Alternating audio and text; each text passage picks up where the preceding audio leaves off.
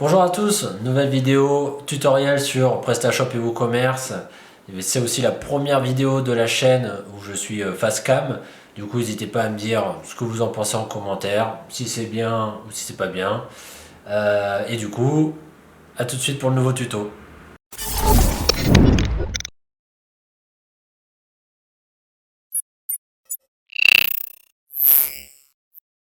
Donc aujourd'hui, nouveau tutoriel PrestaShop et WooCommerce. Donc là, c'est suite à un article que j'ai sorti sur les pop-up anti-abandon de site. C'est-à-dire que c'est un message qui va s'afficher lorsqu'un utilisateur va vouloir cliquer sur la fenêtre fermée de son navigateur. On va faire apparaître un message ou ça peut être aussi dans certains cas quand le client enfin l'utilisateur, parce qu'il n'est pas encore client, veut cliquer sur un lien qui va l'emmener sur un lien externe au site. Donc là, on peut aussi faire apparaître un message. Donc nous, on va se concentrer vraiment sur la fermeture du navigateur, c'est ce qui est le plus courant. Donc dans cette optique, dans l'optique de ce message, c'est d'augmenter la conversion. Donc je vais vous montrer tout de suite un exemple qui fonctionne très bien. Donc là, je suis sur le site de Monsieur T-Shirt. Je ne sais pas si vous connaissez, mais je pense qu'aujourd'hui, c'est les numéro 1 dans tout ce qui est T-shirt original avec des inscriptions diverses, la personnalisation, voilà. Donc quand on est sur leur site, bon, bah là, tout va bien, sans mettre de produit au panier. Mais admettons, je suis sur ce produit, je me dis, tiens, je veux l'acheter, mais bon, voilà, j'hésite. Bon, allez, je quitte le site. Et là, qu'est-ce qui arrive? Un gros pop-up qui prend vraiment toute la page, qui signale bien qu'on a un message avec vraiment une promotion mise en avant.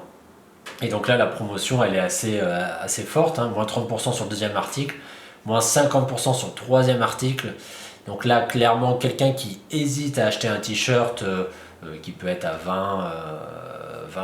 30 euros, ou s'il veut faire un cadeau, qu'il voulait prendre deux t-shirts par exemple, là on lui propose une offre qui va lui permettre d'avoir une réduction sur son panier. Et du coup, ça peut augmenter la conversion. Le client peut se dire, mais non, je ne vais pas quitter le site et je vais commander, je vais profiter de cette promo. Donc là, ça c'est juste un exemple quelconque, mais ça ne fonctionne pas forcément aussi pour le e-commerce, hein. Si vous avez un blog et que vous voulez collecter de l'adresse mail, ça peut fonctionner. Donc là, ça marche pour ça, mais on pourrait doublement être gagnant. Ça veut dire que sur le site, vous pourriez très bien mettre un message pour dire inscrivez-vous à la newsletter et obtenez 10% de réduction. Bon, voilà, je dis n'importe quoi, hein, ça veut 10, 15 ou 5% selon ce que vous vendez. Et donc là, en fait, vous allez collecter une adresse mail d'un abonné à la newsletter, donc vous allez pouvoir refaire des campagnes de mailing derrière. Et en plus, le client, il va convertir à l'achat. Et donc du coup, vous allez avoir un client que vous allez pouvoir fidéliser par la suite. Donc sur le nombre de personnes qui vont visiter le site et qui vont le quitter, donc le pop-up sera quand même assez vu. Et vous avez quand même pas mal de chances d'augmenter votre taux de conversion général. Il y a aussi une chose, c'est que ce type de pop-up est peut-être moins agressif que quand on arrive sur un site internet où tout de suite on arrive et il y a un pop-up qui va nous inciter à soit s'inscrire, soit nous parler d'une promo et après un deuxième pop-up, ainsi de suite. Voilà, c'est un peu plus discret parce que dans tous les cas, l'utilisateur a voulu partir du site, de toute façon il n'attendait plus rien sur le site et on va juste l'avertir grâce à une promotion de quelque chose en particulier, ou lui faire passer un message, hein. Ça peut être aussi, par exemple, livraison offerte à partir de temps, voilà, bref, voilà. Je vous laisse imaginer tout ce que vous voulez. Donc maintenant, on va voir les plugins gratuits que j'ai vus et que j'ai trouvé pour WordPress, WooCommerce et PrestaShop. Nous voici dans un back-office WooCommerce. J'ai installé le plugin Yellowny. Donc tous les plugins de la vidéo sont dispo dans la description de la vidéo, sur mon article blog. Il y a tout qui est listé, chaque module avec les liens. Donc là j'ai installé ce module parce qu'il est un peu plus simple à utiliser, parce qu'il a des modèles déjà faits de pop-up. Donc là bon, il suffit juste de continuer après l'installation. Donc voilà, là on arrive sur la page du back-office qui va nous permettre de choisir un pop-up en particulier qu'on veut mettre en avant. Donc là, je vais sélectionner le premier. Bon, voilà, on voit un petit éditeur assez simple. Là, je peux changer le texte facilement. Vous partez déjà, voilà, je le mets en noir. Donc là, il y a plein de petites options de personnalisation que je vous laisserai regarder. Par exemple, niveau image, il y a une petite chose à savoir, c'est qu'en fait, il faut pouvoir mettre l'URL de votre image. Sur WordPress, vous allez trouver ça dans la bibliothèque de médias. Une fois que vous avez importé un nouveau média, vous cliquez dessus et vous avez un lien juste ici qui est en fait l'URL de votre image. Donc vous prenez ce lien, voilà, je le colle ici, vous voyez tout de suite que l'image a changé. Donc après, il y a pas mal de petites options sur les champs de collecte de mails, et ce qui est bien avec ce plugin, c'est qu'il intègre déjà la RGPD. On peut faire apparaître des mentions spécifiques pour la RGPD. Donc je ne vais pas aller plus loin. Là, j'ai préparé juste un petit pop-up comme ça pour vous montrer comment ça fonctionne en front office, donc sur le site. Alors le plugin, pour le faire fonctionner, il faut générer une adresse API depuis le site du développeur. Donc vous avez juste à suivre le lien et vous allez devoir renseigner juste un champ, voilà, prénom, nom et email. Donc, je vous laisse faire ça et après vous copiez-coller l'API dans le plugin. Donc là j'ai mis mon API, maintenant il me demande de donner un nom à mon pop-up, je vais l'appeler pop-up test. Voilà, j'accepte, next, j'enregistre. Voilà, donc là on voit que pop-up test, donc il est bien actif sur le site. Donc là on peut le configurer, le désactiver, le supprimer. Vous pouvez gérer aussi les contacts générés. Donc là, bon, j'avais créé des produits test. On va se rendre, voilà, sur n'importe quel produit et on va faire le test direct de quitter le site. Donc là, je suis sur un produit, mon produit test. Donc voilà. Et là, je veux quitter le site. Et voilà, on a le pop-up comme on a vu sur le site Monsieur T-shirt. Donc le pop-up apparaît tout de suite. Donc là, voilà, vous pouvez mettre n'importe quelle offre que vous voulez mettre en avant.